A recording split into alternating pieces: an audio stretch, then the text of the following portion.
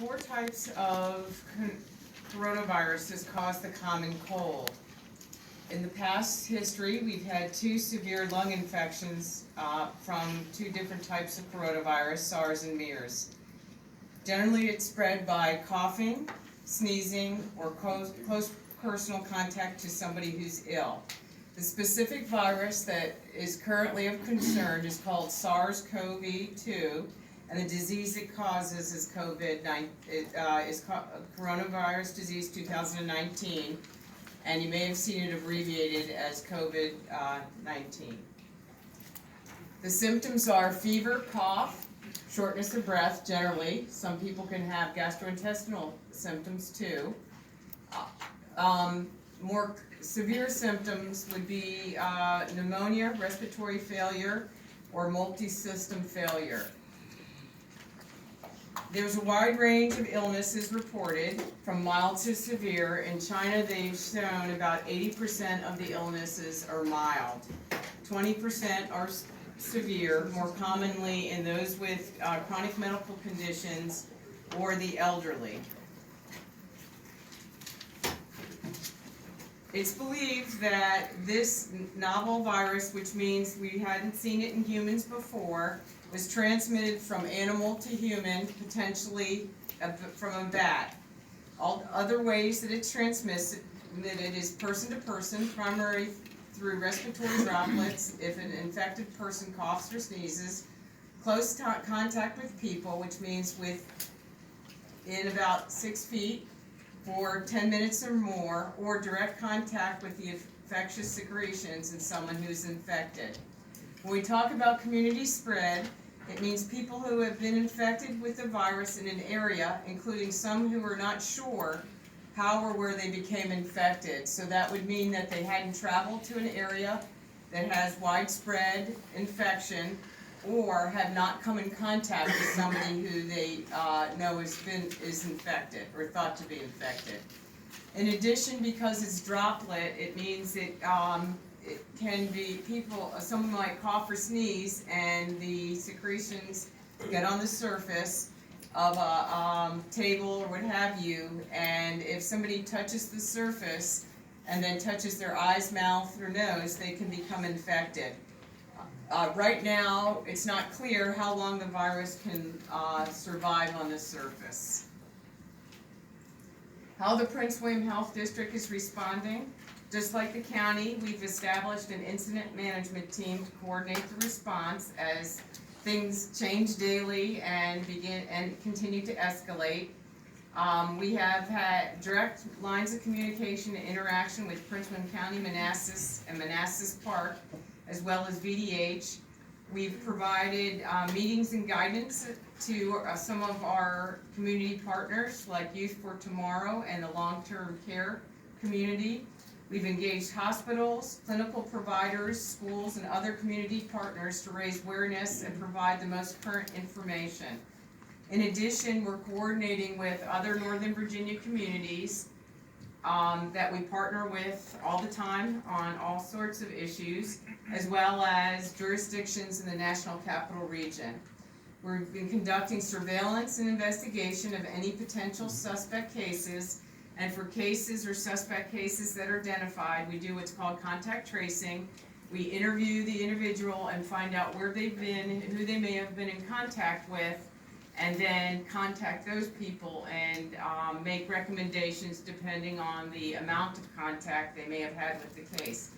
In addition, as travelers are coming back from China and Iran right now, we are notified by the CDC, those that are coming back to our community, and we will contact them, determine their level of potential infection. For example, people from Hubei province would be monitored more closely than someone from mainland China. In addition, we're called 24 hours a day, 7 days a week to approve testing for individuals that healthcare providers or the hospitals may feel need testing for coronavirus.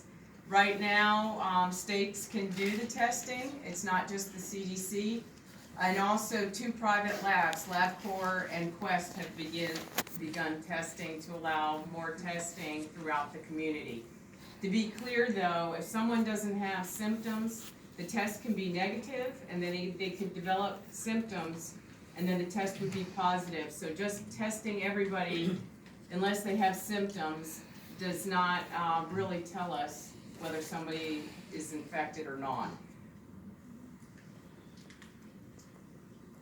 What the general public can do, I'm sure you've heard over and over again: wash your hands with soap and water. It should be warm water and soap for at least 20 seconds. After going to the bathroom, before eating, blowing your nose, coughing, sneezing, even playing with pets. If there's no water around, a sink with water around, you can use alcohol-based sanitizer, but it should be at least 60% alcohol-based. Avoid touching your eyes, nose, and mouth. Cover your cough when you sneeze.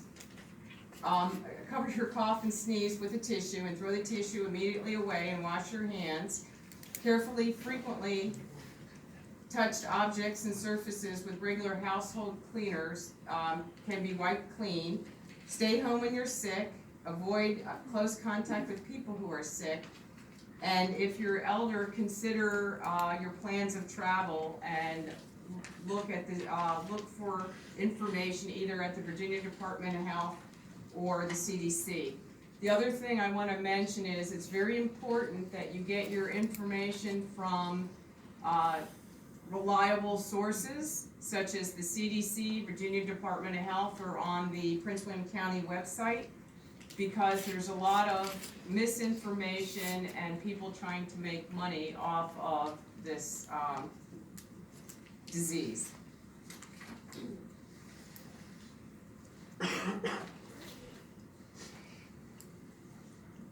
All right, thanks, Dr. Ansher. Good evening, Madam Chair, members of the board. My name is Brian Meisner. I'm the county's emergency management coordinator. I'll spend a couple moments talking about the county's emergency management program in general, and then the preparedness actions that we've undertaken as we've moved forward here into the response for COVID-19. First and foremost, the county has a very robust emergency operations plan. We're required to have it by state code, and it is a living document, which means that we routinely update it. We are already in the process of a update cycle that is due back to you here at the end of the calendar year, which means we have been meeting more frequently with all of our stakeholders, and so we're in a really good position to continue exercising that plan. And hopefully this is just a really good exercise, but if we need to use the plan to its fullest, we certainly are able to do so. That plan outlines a whole community effort, so it's not just government, it's all of our whole community partners out there that are part of our process. We take a functional approach, so we look at different skill sets or mission tasks that might be asked of someone in the EOC and place those individuals in functions. As part of that process, we have turned on our single point ordering, which I'll get to in a moment, and we're able to check with the different functions to see if we've got the resource, and if not, follow some procedures for getting those resources acquired. The biggest thing with this plan is that it's unity of effort, one team, one fight, working through the plan and the process, and making sure that it's robust and resilient for any hazard that we might face. We've also been monitoring conditions and working to implement the recommendations given to us by Dr. Ansher and her team, passed through from the CDC, and we've also been having coordination calls with our colleagues in Northern Virginia and throughout the National Capital Region, just as Dr. Ansher and her team have with the health practitioners throughout the region. The emergency management team here in the county also manages the county's continuity of government and continuity of operations planning programs. Each department has a continuity coordinator assigned to that department. That process has also been in revision as of January, and we have been meeting frequently with those individuals. We have had in-person meetings with every single individual thus far, and a secondary follow-up meeting has either occurred or is all scheduled to occur with all of our departments before the end of the week. So in the event we do need to implement any recommendations that are given by the health district in terms of social distancing or changes in work practice, we're prepared to implement that plan should it become necessary. In terms of what we've done for COVID-19, we have placed signage in all of our government buildings. The majority of it was placed today. Some of that will be finished up tomorrow morning. Everybody here saw the signs as they were coming in this evening. We also have some informational cards that are along with those signs available. Was the top 5 FAQs from the CDC about COVID, which includes the symptoms, if anybody has questions or wants to take that home with them.